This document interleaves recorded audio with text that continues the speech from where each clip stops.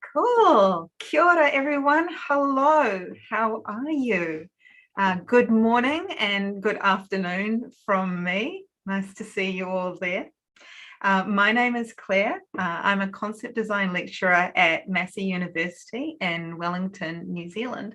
And I am so super happy to be here for this We Taster class in what concept design actually is and what we teach in our classes at Massey.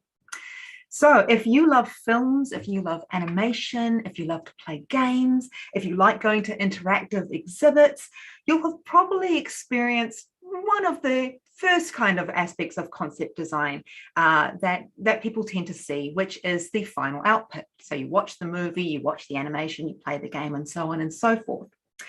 But if you also go ahead and you read art books, or you look at any of the making of in any of the films that you like, or the animations you like, or you watch any of the extra features, now you're starting to get a little bit more of an understanding in what goes on behind the scenes and what concept designers are actually responsible for. So what I'm going to do is I am going to run you through a little bit about myself first, and basically how I got to where I am today. And then I'm actually going to take you through what one of our 200 level or second year classes do for one of their assignments, so you can get an idea for how things work over here and how we work as taking concept design into an academic field. And then I'm going to run you through a quick little concept design process, kind of how I would think about doing a character design, something like that. Sound good? Yay! Okay, awesome. All righty. So first off, let me just share my screen with you right here. What I wanted to point out first of all is that I'm using a tool called Miro.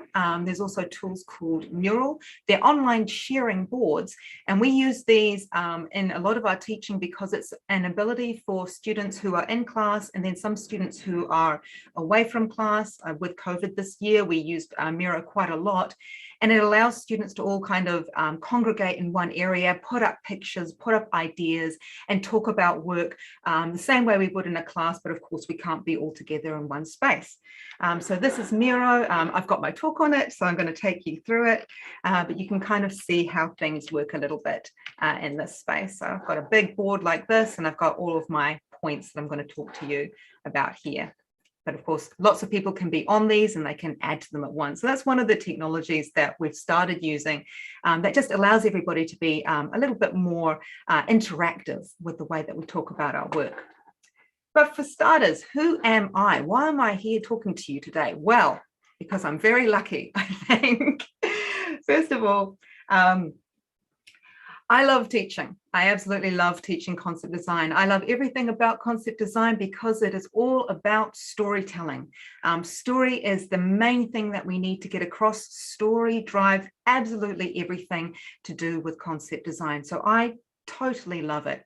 I've always been a storyteller. I've always loved to read stories. I love to hear stories. I love to draw little comics and draw little illustrations that tell more stories. It's in my blood, therefore I love to teach it. I'm an avid film and animation fan. I love to play games, and I love to read comic books and books of all kinds. And when I went to Massey University as an undergraduate, we didn't have concept design there.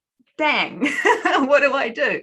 Instead, I took animation, and I did animation and illustration for my undergraduate. And I really, really enjoyed that. I got my honours degree.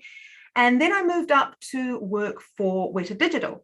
You might have heard of Weta before. They've done some fairly large films like Lord of the Rings, The Hobbit, Rise of the Planet of the Apes. They did some of the work on Avatar, and they've got a lot of films up and coming that are pretty cool. When I joined Weta, it was just after the first Avatar buzz, so there were lots and lots of people around. It was a very, very big industry at the time, and we moved straight on to a cool little film here called Tintin, The Adventures of Tintin and the Secret of the Unicorn. And this was a really cool film because this was all animation based. There was some mocap done, but most of it was all animation, which was pretty fun to do at the time. I worked in a little team called Creatures, and I was called a cloth ATD. And that meant that I looked after all of the simulations and the costumes, the clothes, the hair and the fur on the animals, and sometimes even some of the muscular structures as well. Now, I was part of a very, very, very big team. I was on the lowest little rung of the ladder, and that was fine with me because I got to understand how everything worked in my particular department at Weta.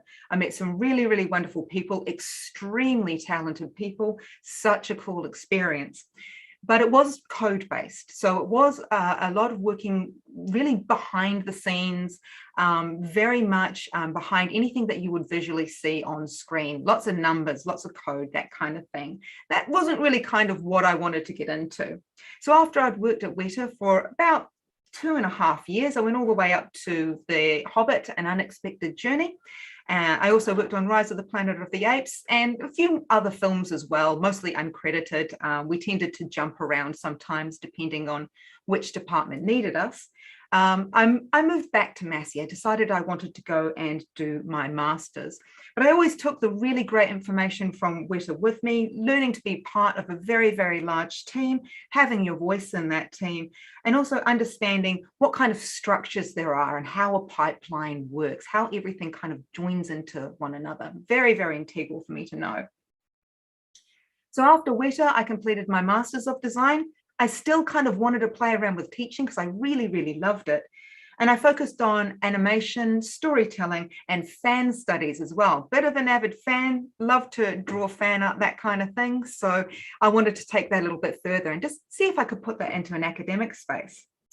After I finished my master's, I taught a little bit longer.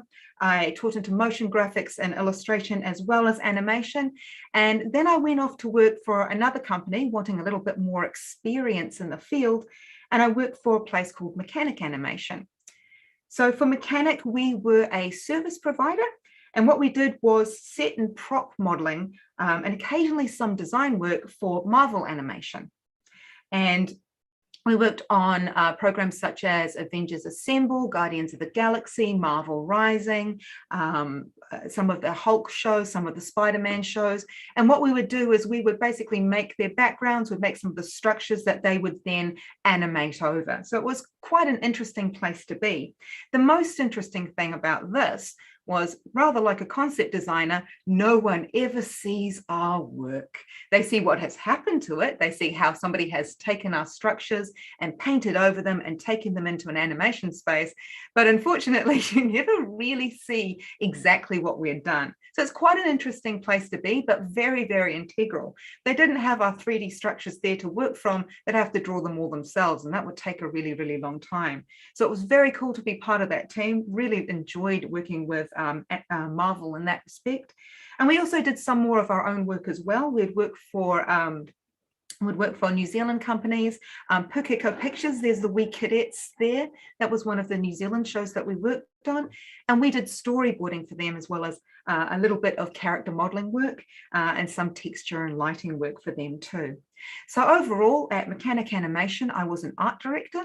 So I got to oversee everything that was going on and just make sure it was all up to quality, everything looked how it should, and that my artists were happy and comfortable and moving along the process really, really well. So once again, another really great learning experience and a little bit closer to teaching, which is what I love to do. So it was kind of cool to be in that space.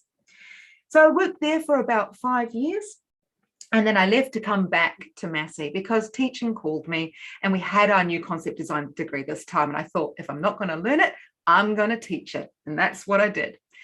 At the same time, I still like to keep a foot in industry. And at the moment, I'm working as an illustrator for board games. So on the far right there, you can see Shelfie Stacker. That was my husband's company's first board game that we brought out in 2020. And it is quite a cool dice game. And I did a lot of the illustration and world building for that game. So that was pretty fun. Cool. So next up, what is concept design exactly? I'm sure most of you have a pretty good understanding, but let me just illuminate that a little bit more. You might have seen images like this before, and this is pretty much what we do. So concept design itself As I said before, it's usually something that not everybody will see unless you're looking at an art of book, that kind of thing. Concept design is a keystone phase in entertainment media production. So I mean, once again, film and animation and games and location-based experiences, anything that you can kind of get into and kind of be part of. And it focuses on process and teamwork and ideation. So lots and lots of drawings of things.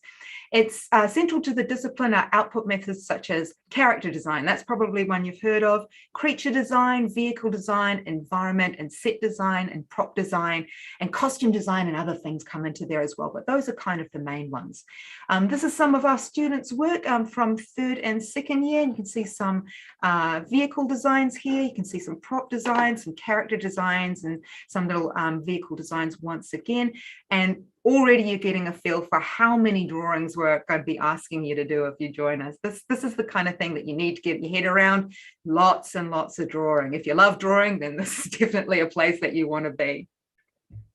So concept design and an industry experience, that's a bit allied with production design. It is really the eyes of a production. Concept designers are responsible for visualizing written or conceived ideas, so something that's in your head. We're responsible for drawing them out so that everybody can see them and understand what that design actually means.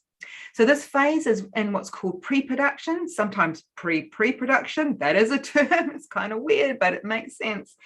And sometimes in animation, this is called visual development as well. If you've heard of those terms, they're pretty much the same thing. And a lot of these terms will be different depending on what kind of industry you work for, what company you work for, but they're pretty much the same.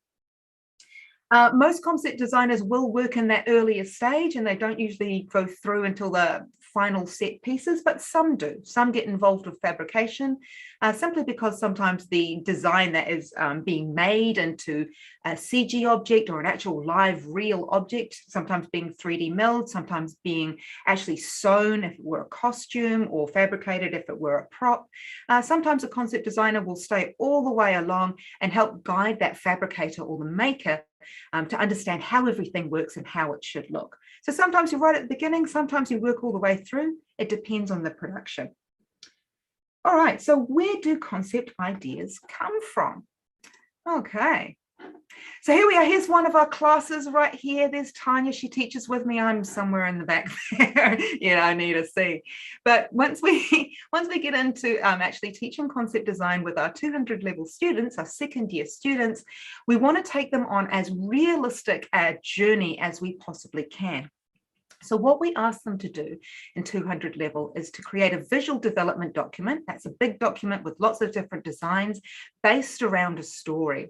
And this document is for an animation or for a game design. The development document uses a combination of tone, genre, aesthetic studies, key scenes, and storyboards to convey the story moment within a narrative, so an overall story, with consideration of both your audience and your medium. So what kind of animation is it going to be? What kind of audience do we have? How old are they? What might they be interested in? That kind of thing. So in order to simulate the professional experience as much as we possibly can, we take our students out to Matthew Soames Island. That's a wee little island about 10 minutes off in our Wellington Harbour. We actually take them there. We give them some stories, some story prompts so they can start to develop a story. And these are all based around the history of the island. There's some based around some taniwhau, some creatures that live in the harbour. There are some about some people who actually used to live on the island. And there are some stories where they can develop certain types of fables or stories about some of the creatures that live there as well. So it's quite open. They can really do a lot of what they want as long as we kind of have those story prompts still there. So we have teams of 3, and our teams will go about the island. They'll take about a day to look around, take pictures, take in the atmosphere of the island. What does it feel like? What kind of trees are there? What kind of foliage is there? What does it smell like? Is it cold? Is it wet? Is it sunny? How does the island feel to them? And all of that experience, they're going to package up. They're going to take any recordings that they've done or any photographs that they've taken, and they're going to start making note of all of these so they can apply them to their stories. Okay, so after we've gone to the island and they've done a couple of exercises there, you can see one of our exercises is to look at things in large scale and things in small scale and do lots of drawings. We take them back to the classroom and we ask them to start to compile some of their resources. So here you go. This is a couple of students' work, but it is quite a fair bit there. After visiting the island, they're going to put everything together. We use these big concept boards here. These are big cardboard boards that we get everybody to pin their work on. They can print it out. They can compile it in Photoshop, however they want to do it, as long as everything is out there for everybody to see. And what they start to do once they've figured out what kind of story they're going to tell, they get to choose an animation or a game studio, and that's going to give them a bit of context. So if they choose an animation studio that's got more of an anime style, then that is the style that they're going to set to. Or if they choose a game company that has a more stylized or a more realistic style of game, then that's the kind of overall look that their story is going to have, and that's what they start to design towards. So they start to conduct research to develop mood boards to inform their design development. And you can see a load of different mood boards over here, lots on the history of the island, lots on tone and style, lots on different types of objects that remind them about the island. Here's some that show us lots of different creatures and a lot of the different trees and plants that you might find at the island, and so on and so forth. We've got another one here where this person was starting to develop creatures as well. So it's pretty cool. They start to put everything together. And once they've started to do that, they return back to their stories and they start to have a think about how we explore a story. This is one of my favorite parts. I love stories. You all know that. So I love storyboarding. The storyboarding is one of the fastest ways to get a story out, apart from acting it out. You know, I do that too a little bit, but in our teams, our students start to develop a story. They develop their story beats, which is the much larger overall scope of the story to start off with. And they start to develop a treatment for their animation or their game license. They focus on storyboarding and color scripts and story framing using critical analysis to existing licenses to guide their design decisions. So always they're thinking about, how does this particular company tell a story? How does this particular animation company tell their story? How can I tell my story so it's got a similar feel to it, that kind of thing. You can see this one here. This is this team was this one here.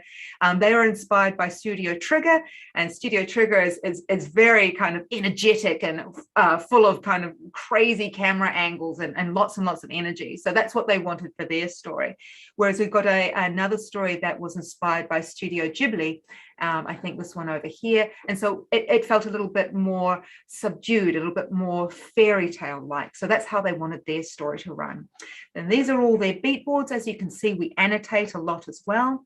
And they also start with their color scripts too, which gives us an idea of kind of the overall mood of how the story is going to run. You can see we've got sad moments that are desaturated and have a lot more blue in them. Happy moments where we have more saturated colors and everything feels bright and friendly and colorful. Scary moments where we've got a lot of red involved, that kind of thing. So we teach our students how to look at the use of color, how to stylize their story so they're able to get the most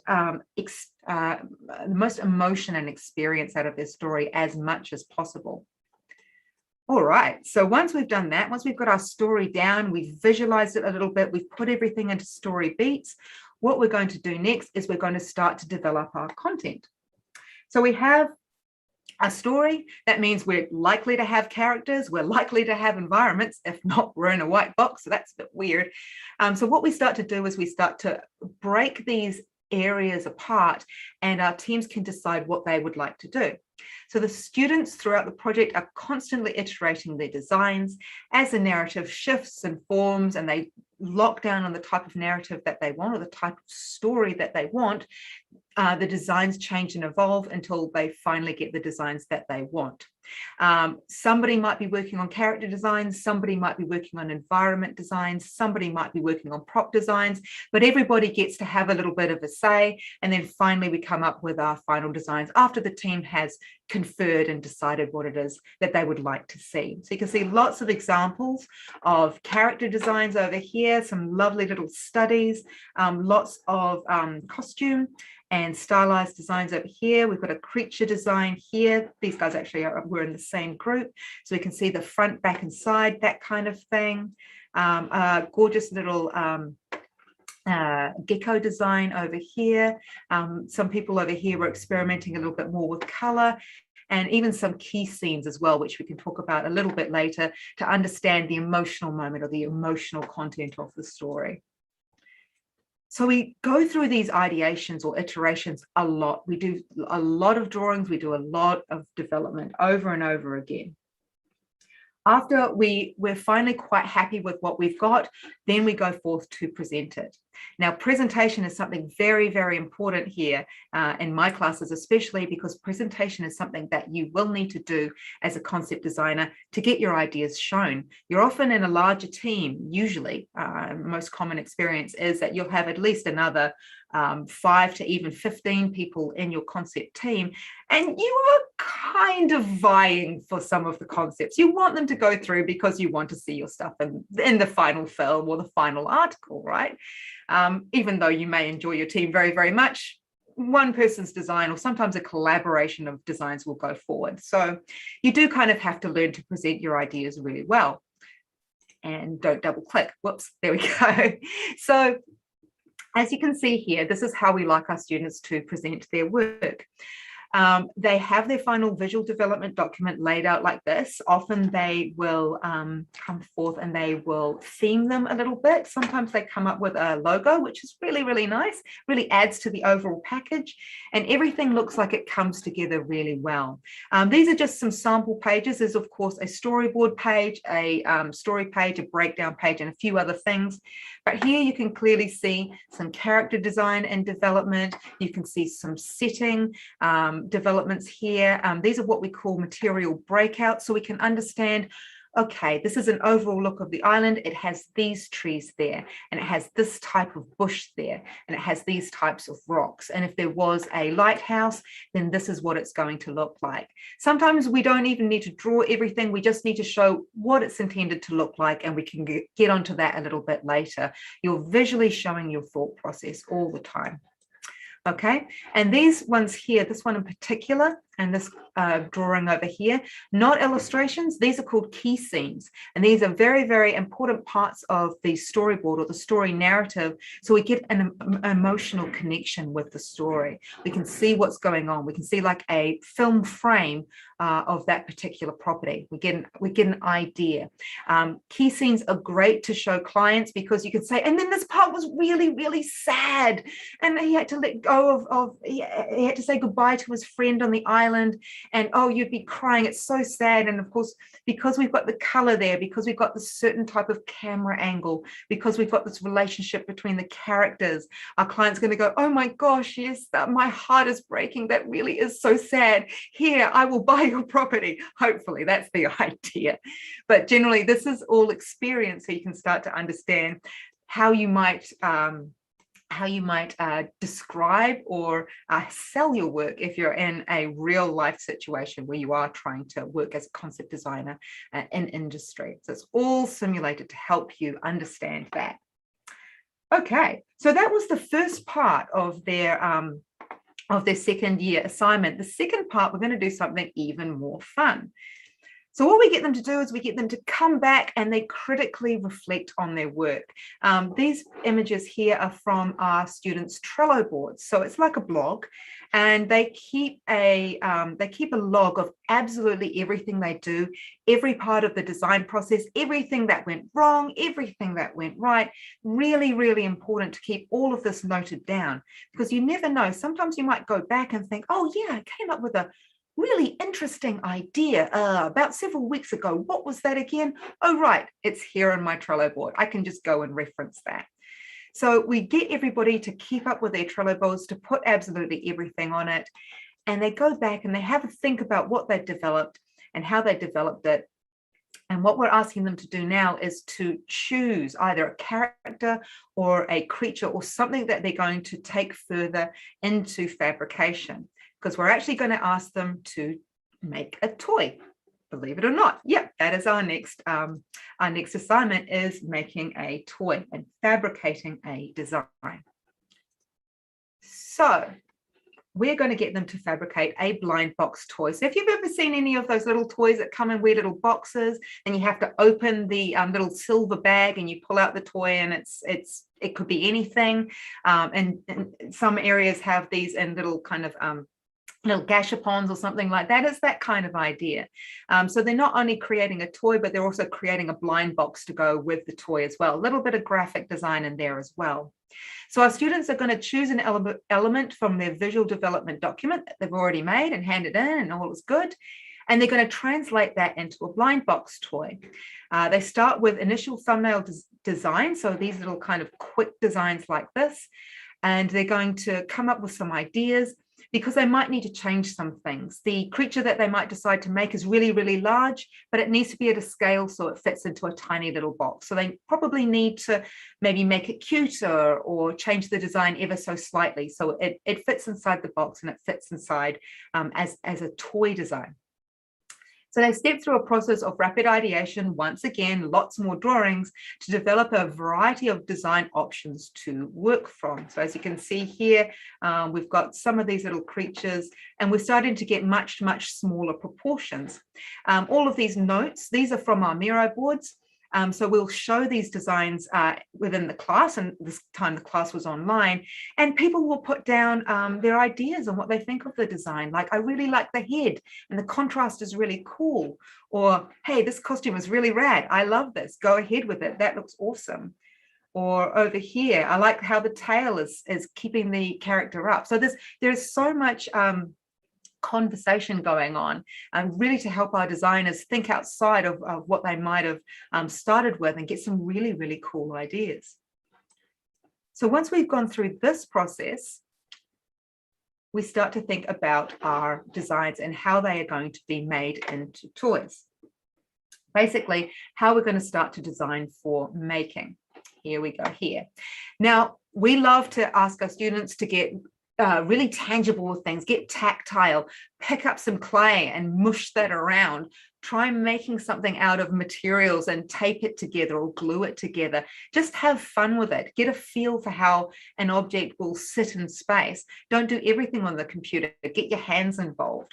So students explore the design process from concept design through to fabrication for their blind box toy by using sketch models and exploded diagrams and iterating using actual physical materials as well as 3D materials. So you can see here, we've got our little Tuatara model, and one of our students has just gotten some clay out just to kind of have a play around with it. It doesn't need to be perfect. It's really just thinking about proportions and how are we going to make this a little bit cuter, or how are we going to make this sit properly so that it's able to stand up when we pull it outside of our box. We really just ask them to have a look at toys that already exist. What makes them work? Why is the design so neat? And then we start to think about doing a turnaround. Now, because this is going to go to a fabricator or somebody that's going to make this toy, we need to make sure that our design can be seen from every angle so that we're not going to get anything wrong. So here's our little Fantail Design. This has gone through quite a big process, and at every point our artist has put up their designs on Miro and has got feedback from them, which is quite neat. So they've made their front, side and back turnaround, and then they've started to make things out of clay just to get a feel for how it would look like in a 3D space. So these are all little different designs. Got a Snorlax there for some reason. And we've got some more designs. Another thing we need to think about is we're going to 3D print a lot of these designs. So we might not want to do everything in one go. We might want to split it up. So we start to think about, okay, how do the legs work? How does the body connect to the head? How does the whole design connect onto maybe a little cloud like this? How does that work? So we really need to start to think about these items. Someone's made a paper model here as well. Perfectly legitimate. Great. This is exactly what I want my students to be doing. Over here, a little bit more into the design process, into some turnarounds. And this character is going to have a type of pickaxe prop. So we need to think about how the pickaxe is going to be modeled and then how the character is going to hold it as well, because we're going to be making this. So lots of thinking about how these things are going to work and how they're going to be made once we start to get into 3D milling. Alrighty. So next up, we start to have a look at our final design sheets. As you can see here, we present them, of course, and we make sure that everything can be seen, because this is going to go forward to our other student who's going to be fabricating it. We have a design turnaround. We choose Pantone colors because that means that we can be sure that our color is going to look a certain way. And a lot of the time you can buy that exact paint color. So if you're going to paint your item, you know that the paint is going to look exactly as you see on screen. Here's one of the box designs. So we give our students a template, so they all make the same kind of box, and it's up to them how they want to lay out all of this graphic information on the box. So as you can see, we've got a nice little title there, and we've got some other variations for the toys, as you would in a traditional blind box, and a few other things that our students might want us to see as well. There's a few more examples here. So everything is really, really well thought out. Giving our fabricator a lot of information so they understand the style of the toy and how they are going to make it. A little bit more over here. This one's quite interesting because this is actually going to be using some real materials as well as 3D printed materials. So we kind of have a lot of free range as to what we allow our students to do. Okay. Next up, what happens? Well, your design goes forward to a fabricator, somebody who's going to make it, and you don't know who that person is going to be, so it's all going to be a massive surprise for you. We like surprises here as well. So our designers hand over their designs, and then our modelers start fabricating. They start making these designs. Now it's up to the team as to how much our original designer is going to see this model as we start to make it in Maya or in ZBrush, or even sometimes we model them ourselves in clay. We could get up to a certain point and then maybe they don't show the other designer anything at all. So it's going to be a big surprise at the end. Usually that's what our students like to do because that's kind of the way that they work. So we start to build things and put things together. As you can see, this particular design had a 3D modeled mask, but then our fabricator also used a lot of cloth and wanted to make some kind of physical material that was softer for younger kids to be able to play with. This design here, our fabricator started to think about see-through materials or translucent materials. This fabricator started to play around with paper mache clay and using a wire armature, so they got the size and the bulk of the character right. And you can see a little bit of tin foil modeling over here as well. One of our other tutors has worked at Aardman Animation before, and she's made proper armatures for claymation. So she's got a lot of experience in how to make actual physical models. She's a toy maker as well, so that really, really helps. We have a little bit more and playing around with proper clay. So really just kind of playing with things. This is one that went all the way through the design process in clay, all the way up to the paintwork. So you can see the final model through there. Finally, this design, which you saw a little bit earlier, they actually used felting for the soft body of the creature. So it will be nice and squishy for a child to play with, which was kind of cool. The next thing that we can start to do once we've started to get our head around how this model is going to work, then we start looking at using actual 3D material. So some people stick with clay, some people get into ZBrush over here, building and sculpting if we want to. Some will use Maya. I believe this one is, this one's hard surface and ZBrush. We've got a couple who used Maya as well. We got a choice of whether we wanted to use translucent resin or opaque resin. And some people used a mixture of the two. You can see this one here is actually a mixture of the two forms. And once again, always annotating process, always making sure we know what we're doing. Here's some of the designs out of the form printer. This one has been made in Maya, so slightly different, but the overall look is a little bit the same. So here's the form printer, basically printing everything out, 3D printing. Here's everything just curing, just out of the printer itself. Still with all of its structure around it. So all of this is going to get chipped away, filed off, and then we're going to paint our designs and finish them off. And there you go. There's one of our designs over there. So everything is very tactile, hands-on. You get a lot of experience about how to actually go through this process. All right. And then finally, we've got the actual made toys. So here's a few of them over here. And remember, this is one of the first times that our students have ever done any kind of actual physical sculpting before, or even any 3D printing sculpting. So their final designs are quite interesting. Generally, they are trying to go for a smoother look, which sometimes they can get with their paintwork, and sometimes they get through the type of resin that they use as well. But they do an incredible job in getting these all together, which is quite neat. And these are their little family. So these are the 3 designs from one particular team, 3 designs from another team, 3 designs from another team.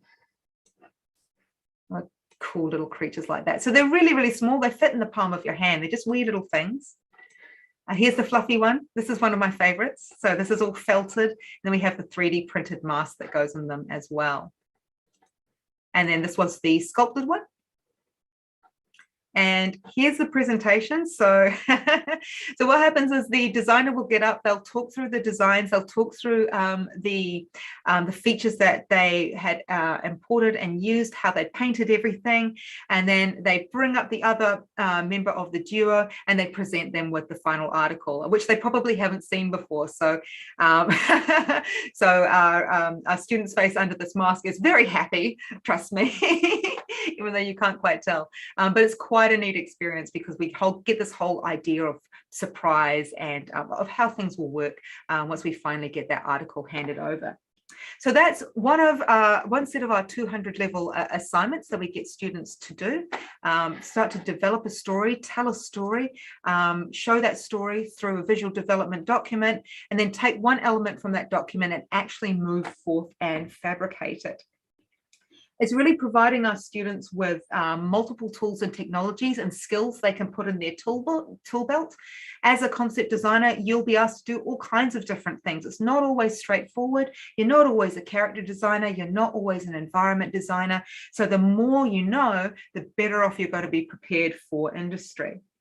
Sometimes you might be like me at Weta Digital, where I was a small piece in a very large team and I did my job and I loved my job, but I didn't really go outside of the wheelhouse of what my job actually entailed.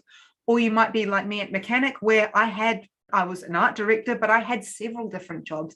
I was an animation director. I was a storyboard artist and director. I was a concept designer. I was a concept lead. I'd get into 3D and help my artists out in all kinds of different areas. I was a writer. I developed pitch documents. So many different types of skills that you can learn that will help you as you move forward as either a freelancer or as a concept designer in a small or a large team, depending on what area you're working in. So we always try to set you up with as many skills as we possibly can. Okay, now I promised I was going to run you through a little bit of character design. Hopefully everything's going well. So character design is one of my favorites. I've always been drawing characters and designing characters and coming up with characters and drawing fan art of characters as well. So this is something a little bit closer to my heart. And we're going to do this character design for an animation, just because that is what I love and that is what I tend to draw. So how do we start off in character design. This is what I run through with my first year. So the ones just before the students that you saw. When you first come to university, you'll do the Imagine class if you're at our university. And this is kind of what I'll run you through. So first of all, we're going to think about what the character design process is. So this is how we might approach a character design. And this is what we might start to think about when we're given a design for, hey, new design for Batman. Well, of course, Batman has been redesigned many, many, many times, ever since the 1930s when Bob Kane first came up with the idea for a detective who runs around at night dressed as a bat solving crimes. All right, and that's Batman for us. We know him fairly well. He's been around for almost 100 years, and he's gone through a very patchworked design history, as you can see. So he's been basically a serious detective in a bat suit way back in the 1930s. In the 1960s, he came up to become something a little bit more friendly, something that was aimed more towards a younger audience or a family audience with this kind of version of TV Batman. When Filmation took over, once again, it was aimed more at children. It was like an adventure hour. So everything was aimed at a much younger audience. Then in the 80s, we got Frank Miller working on Batman, and he wanted to bring back more of this kind of darkness, more of the, well, angst, as we would say, and more of this kind of darker inner demons that we get with Batman. So everything is a little bit more serious and a little bit more tentative. This Batman was also a lot older, so he was reflecting on a past where he's still fighting crime. He's kind of getting over it a little bit.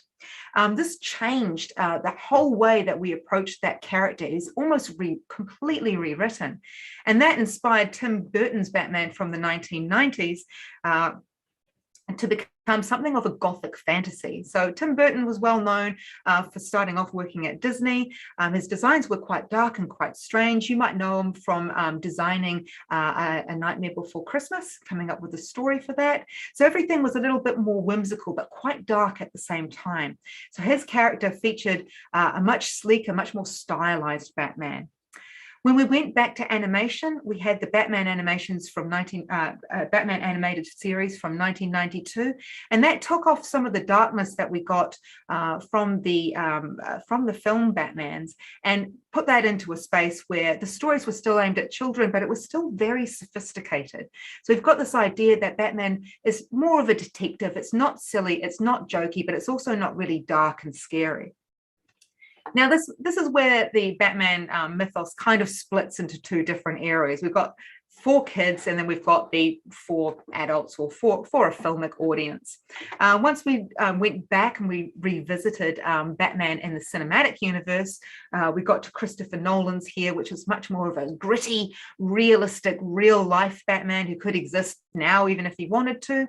And then we move forward to Ben Affleck's Batman, which is from the 2010s, which you might know from Justice League or movies like that. And he harkens back to Frank Miller's a little bit. He's a bit older, he's a bit more crotchety and grumpy and a bit more disillusioned with the way that life is treating him. And also he needed to be this character because he was up against Superman in that particular story. So Superman was standing for justice and all sorts of nice, happy things, and Batman was there going, yeah, well, but then this happens. On the other track, we have Batman aimed at a younger audience. So we've got Batman the Brave and Bold here from the mid-2000s. We've got The Batman over here. This was for a slightly older audience with one of the direct-to-video Batmans. Batman Ninja, once again, slightly older, direct-to-video. And then we've got Lego Batman, which is once again for a younger audience. So his character bounces around depending on what the story needs of him. But we always know that Batman cannot be Batman if he doesn't have his cape and cowl. He needs this look, otherwise he's not Batman. He needs to have his logo, whether it's embellished in yellow on his chest, whether it's a little bit more integrated into his costume, but it needs to be there. That is part of his physical presence. He needs to have his utility belt. All the time you can see Batman has his utility belt like this because he's not a superhero. He doesn't have superpowers, so he needs his gadgets in order for him to do all the things that he needs to do. So he keeps those all on his belt. If he had a backpack, it would look weird with his cape, so we don't have a backpack.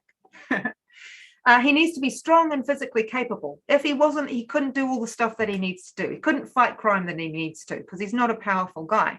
So he needs to have a physical presence that looks a certain way. Needs to be strong, maybe not as strong as Superman, but he definitely needs to be able to take care of himself. Generally, his coloring is dark because he operates at night. If he were brightly colored, wouldn't work so well. He wouldn't really come out of the shadows and, take on the bad guys that way.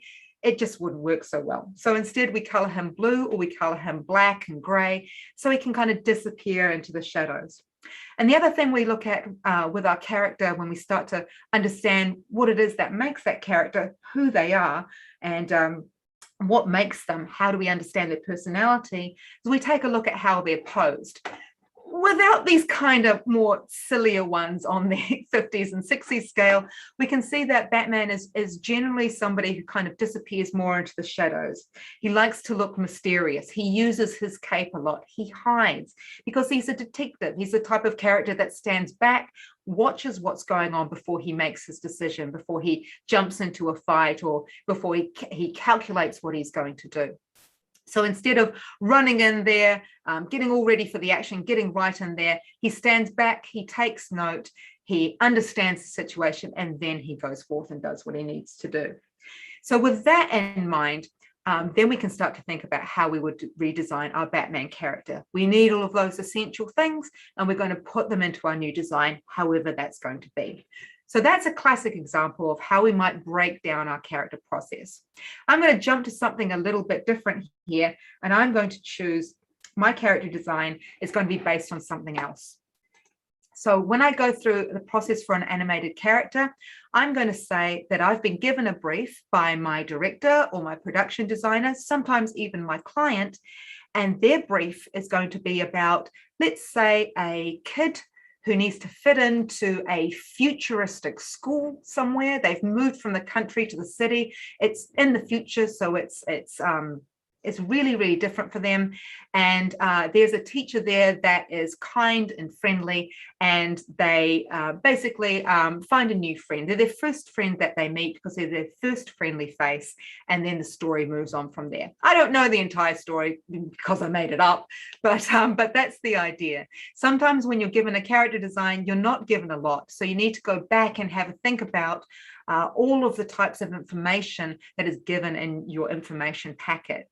And let's say our director or our production designer is going to say to us, okay, you need to design a school teacher.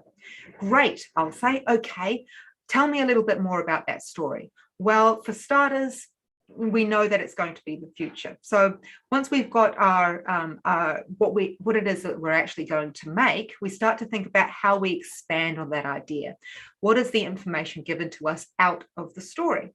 So is it going to be a teacher who is set in a contemporary setting or a historical setting? Is this going to be an animation that is based in the real world, or is it going to be a fantasy world? And in this particular world, is our teacher teaching a high school class, or is it a young set of young school kids, or is it a university class? What kind of age are the students, and then what kind of age would the teacher be? Because all of this is going to give us visual knowledge for what we're then going to start to ideate and make. Well, okay, then I start to get my visual reference out.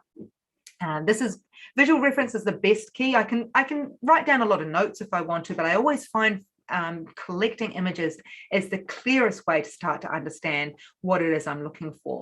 So contemporary versus historical. I know that it's the future, but I'm going to grab some of these images anyway, just to give me a bit of an idea.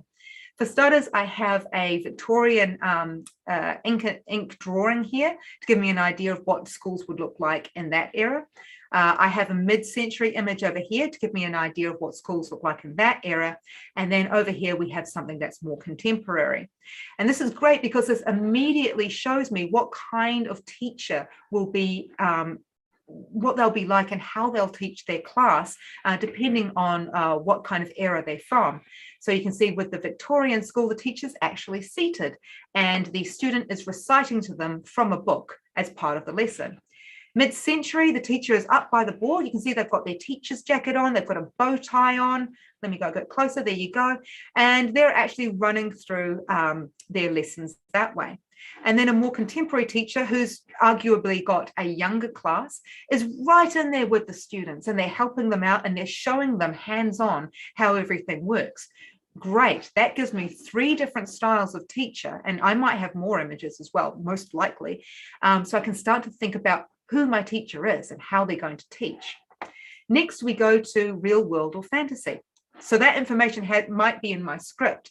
And what I can do is I can start to think about, well, okay, a sci-fi tutor, we've got Yoda over here, and he's teaching his young Jedi how to use a lightsaber. That's one type of lesson. It's not that ordinary, but it gives me an idea of how this teacher is teaching, how they present themselves, and how they work with their students. Over here, we've got one from Harry Potter, Professor McGonagall, seated at her desk. She's got the information behind her there. She's very prim and proper, and she's stylized of something that might even be a little bit more Victorian because it's that type of school. So that's my fantasy idea. And then over here, we have something that is a little bit more contemporary, but also a bit fantastical. This is from one of the X-Men movies. We've got Professor X here teaching some of his special students at his own private school. So these are students that might have incredible capabilities, and they're all kind of seated around him while he's lecturing to them in the middle of kind of their circle over here. Awesome. All right.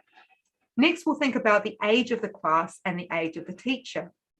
So you can easily see the difference and kind of the respect that is given the different types of teachers that we have.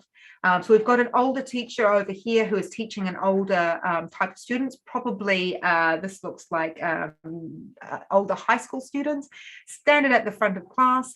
They're very properly dressed for class. They've got their cardigan on, they're very neatly dressed, and they use their hands a lot. They gesticulate a lot. So that might be something that I want to bring into my teacher's pose. Over here we have another class where we're teaching to younger students, and this time we are basically sitting down and watching our teacher, and once again they're using their hands quite a lot, but this time we are basically starting to this time we are up above our students, and we're kind of teaching them that way. And then we have another type of class over here, and we're once again in amidst our students, and we're together with them. So this is maybe a bit more friendly and maybe a bit more personable. All right, just got a note to keep moving it along, so all good. So my final that I'm going to work with is that I'm going to have a Victorian styled teacher in a futuristic classroom, and she teaches home economics. That is going to be my teacher for this design. So as I run through, I'm going to start to think about some various categories that I can look into.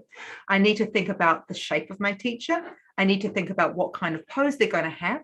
I need to think about the costume that they're going to have, and then the kind of details that they're going to have. So quite quickly, the shape, well, we know that this teacher is going to be a friendly point for this new student who's transferred from the country to the city, the futuristic city. So I wanted this kind of friendly, almost like a grandma-like teacher, somebody that's going to be warm and round and friendly and smiley, somebody who you might even want to hug, you know. That's what my grandma was like. Hopefully your grandma was like that as well, but it's a friendly face that you're going to see, and you're going to think, this is a type of person that I can trust. All right, so there's this kind of nice warm feeling about them. With the posing, this is more of a 1950s as opposed to Victorian style pose. And these are all from advertisements. And this is from I Love Lucy with Lucille Ball, because she was a really strong character actor.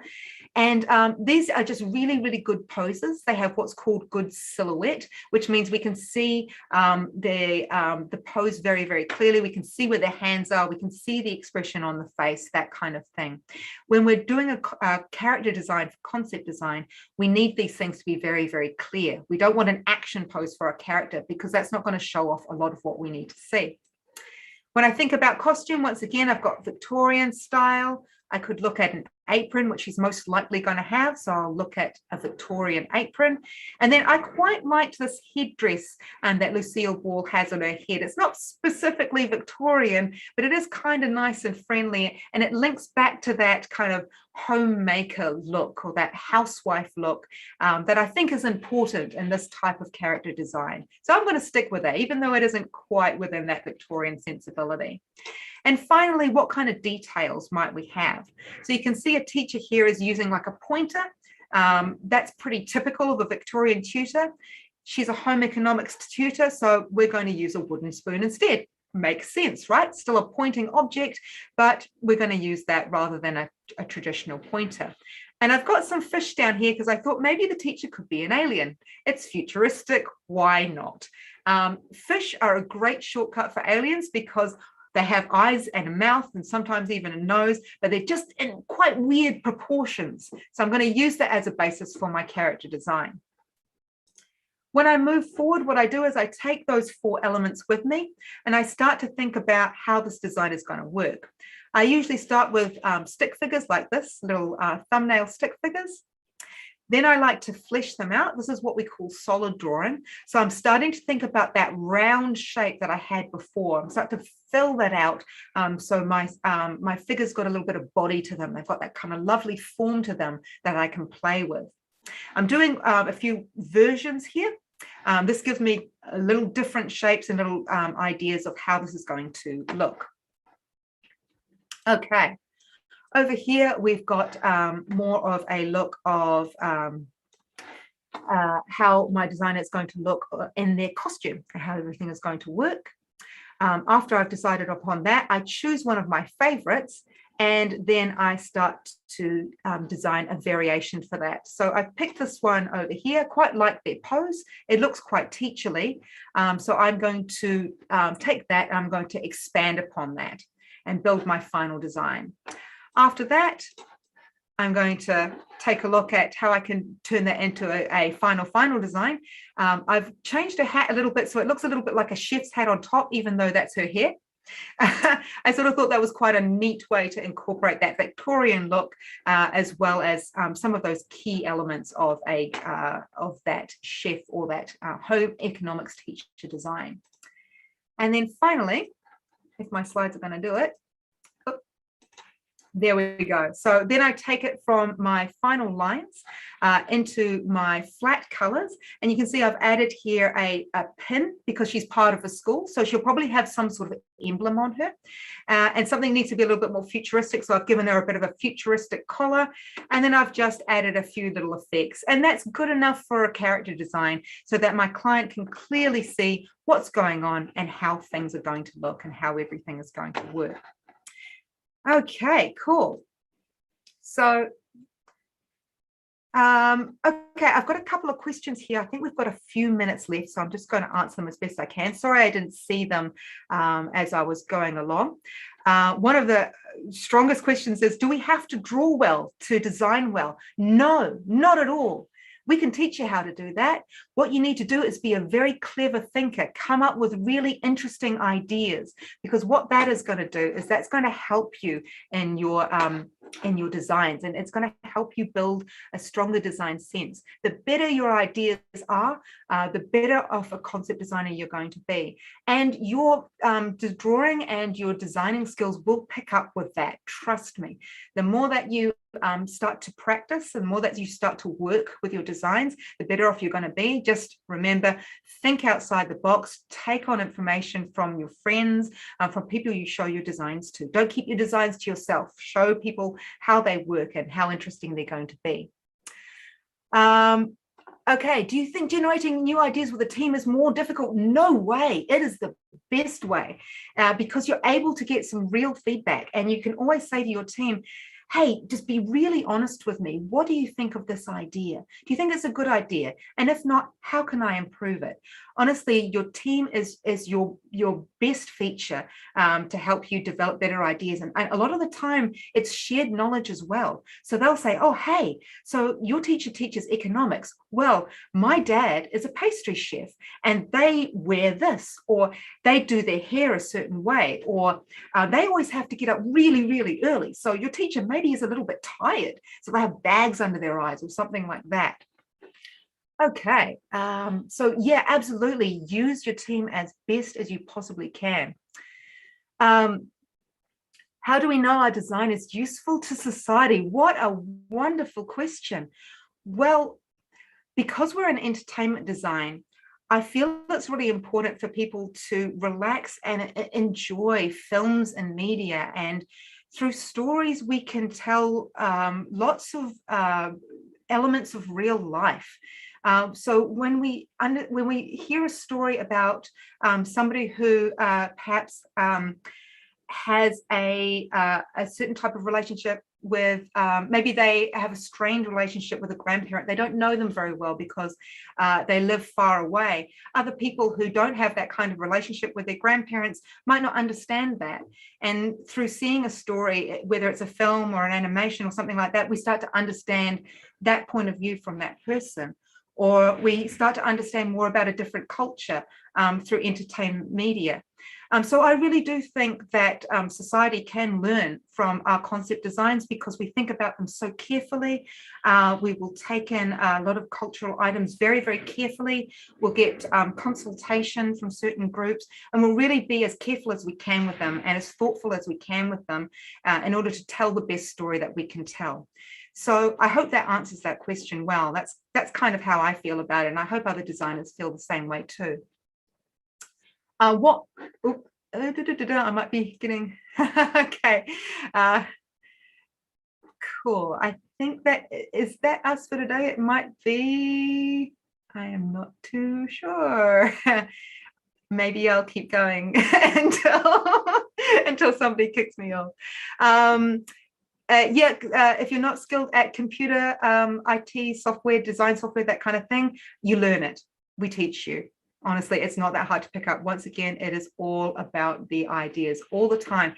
Any of that drawing, any drawing skills, any software program skills, trust me, you will pick it up. You will learn it. Don't worry about that. Think about the originality of your ideas. When designers work on the same topic, the messages they convey may be the same. Absolutely. Yes, totally. This easily leads designers towards the same concept. We'll end up with similar designs. How can you avoid that? You can make small things different. If you do see somebody else's ideas that are the same, that's okay. That just means that there's a similar thread there. So you can ask yourself, how can I draw this thing differently? Can something be made out of a different material? Can I play around with the shape language a little bit more? Is there something else that I can bring to this design from my experience that I can change and make this design slightly different? You're absolutely right. A lot of the time, a lot of similar ideas come up, but there's always room for something new. And that's where you've got to use your innovation to be able to think about what that new thing could be. Okay, I'm kind of keep going. I draw with help with technology. A lot of them to do with drawing. So once again, easy to learn. Don't worry. Sometimes we get saturated with ideas, like we have nothing new in our story. How can you share your own experience? I talk to people always. I always end up getting information from somebody new.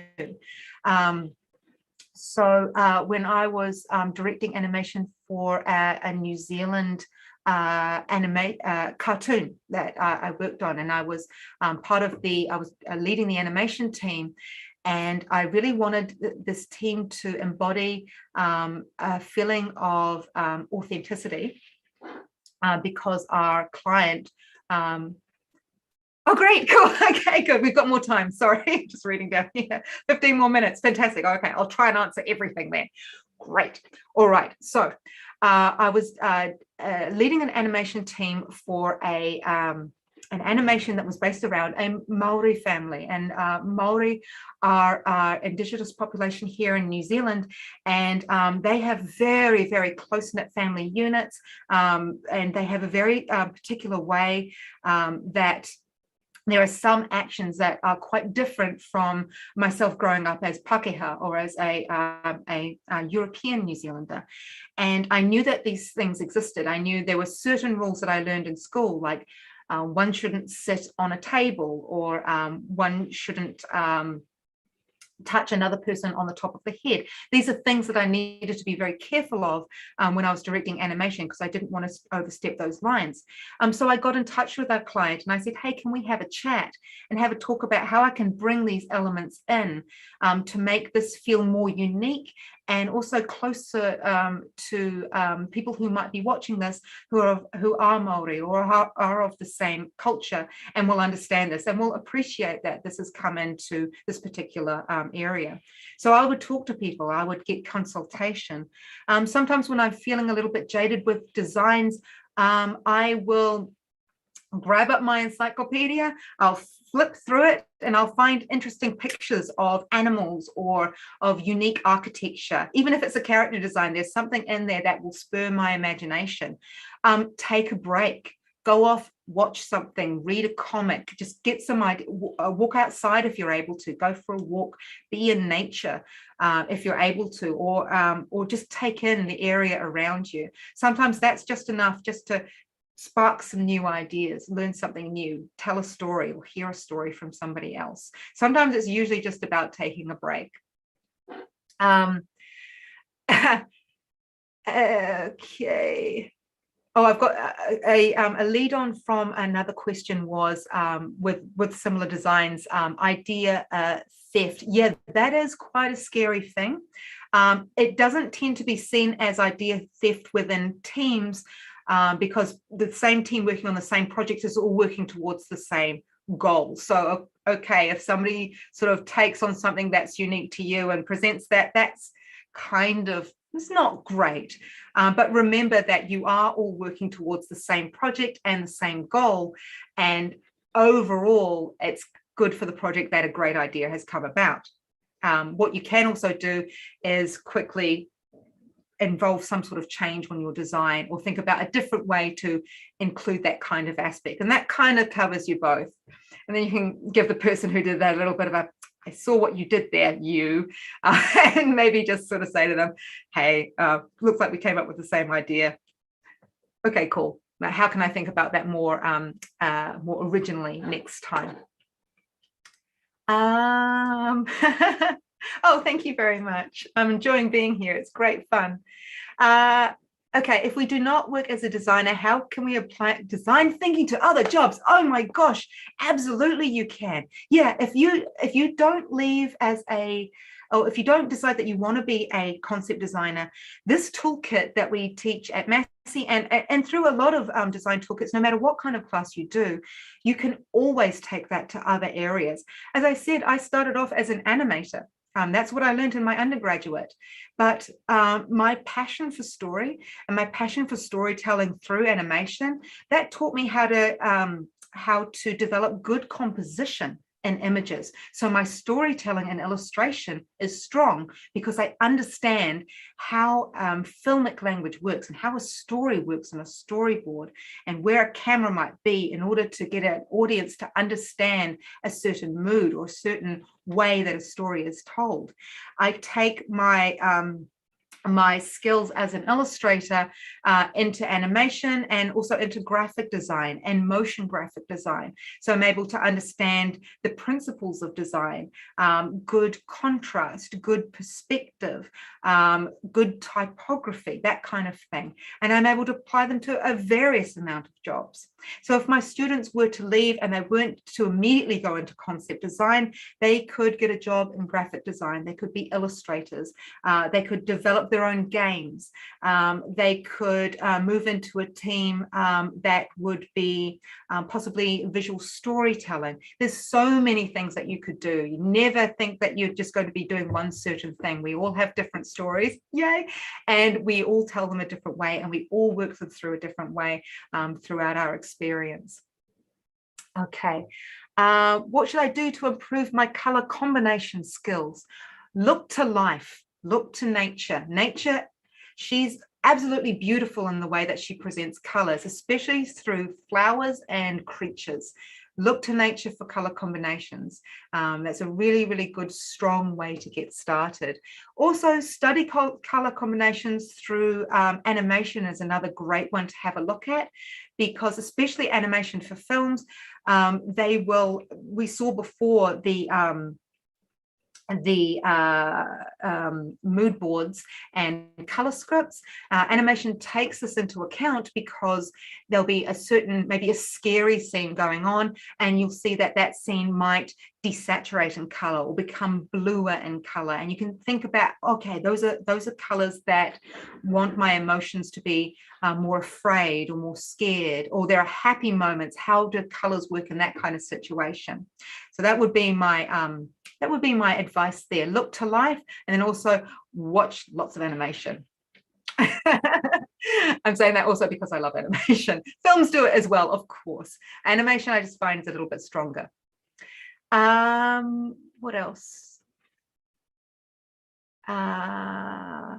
What type of literature should I read for writing a successful concept note? Okay, so being a better writer, absolutely. You can start to look at a lot of art of books. They are very, very helpful because you'll often hear a lot of storytelling from the designers themselves. Otherwise, definitely start looking at classic literature. That's a great way of understanding how a story is told. Sometimes even especially if you like animation, you could start to look at children's books. I have a massive collection of children's books. I have no children, but I have lots of children's books. And I love to look at these because they show me how images are used along with text to better understand how I can tell a story clearly and simply for a younger audience. Okay.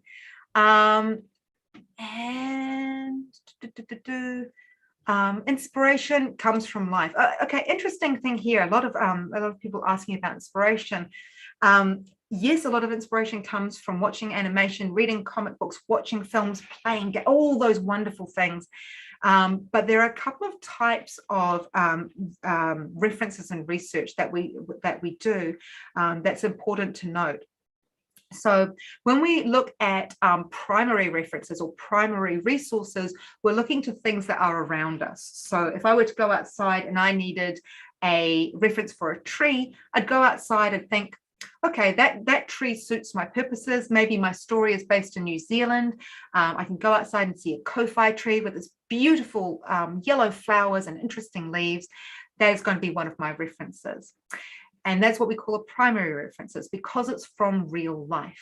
Photography kind of counts as well, as long as the photograph hasn't been, composed. It's not by a photographer. It's something that's been taken by somebody who just thought, oh, here's an interesting looking tree. There we go. That's really cool. Secondary resources, these are things that have been composed. So when you take from secondary resources, you're looking at other people's work that has been thought about and designed. So that's where animation comes in. That is where films and photographs taken by photographers comes in, because it's something that somebody's thought about, they've designed, they have formatted a certain way, or they've created a certain look for that picture that they want their audience or their viewer to think about a certain way. So that's secondary. We can use that a little bit in our references and resources when we're designing, but it's good to remember that that is somebody else's work. So you might want to get an idea for how that person has developed their design thinking, but when you're getting your real inspiration, you want to turn to real life, no matter where it's from.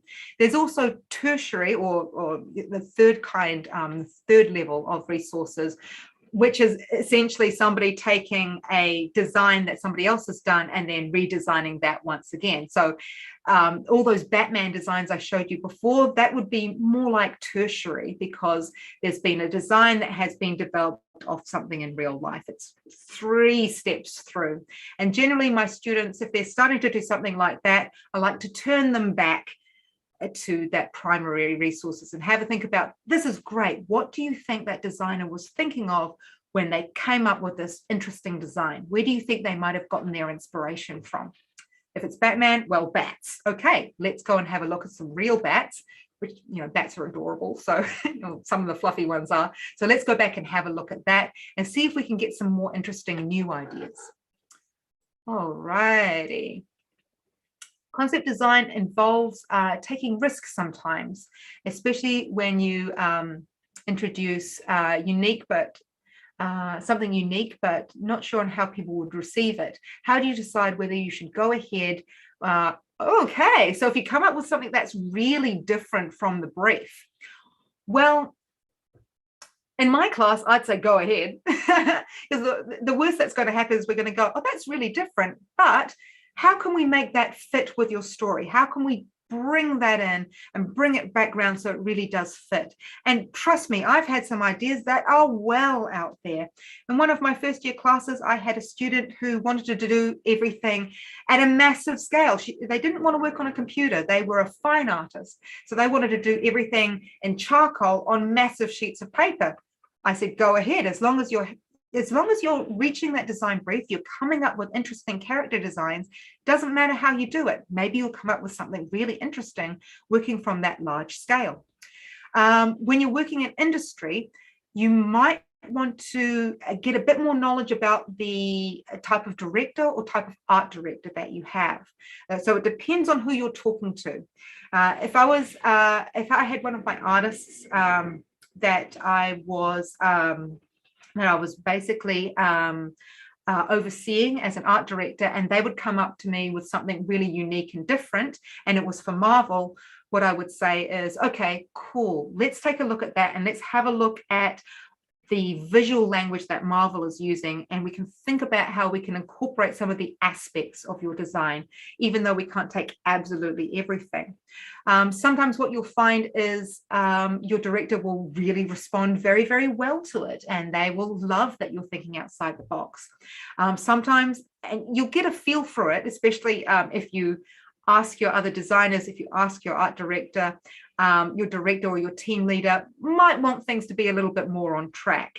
And the worst thing that you can do is just have a quick ask and see what they say. Or if you leap straight into a design presentation where you have the production designer and the director and a few other people there, that's when you have to make a decision. Do I show something that is brand new because the director likes that kind of thing?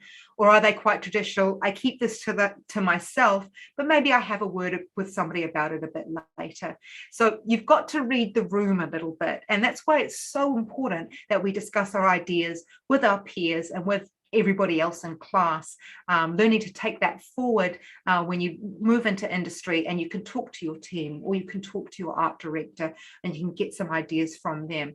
Somebody will always be there to have your back. You can always talk to somebody. Don't feel afraid you need to keep everything to yourself. That's not how design works. Okie dokie. Design the same thing.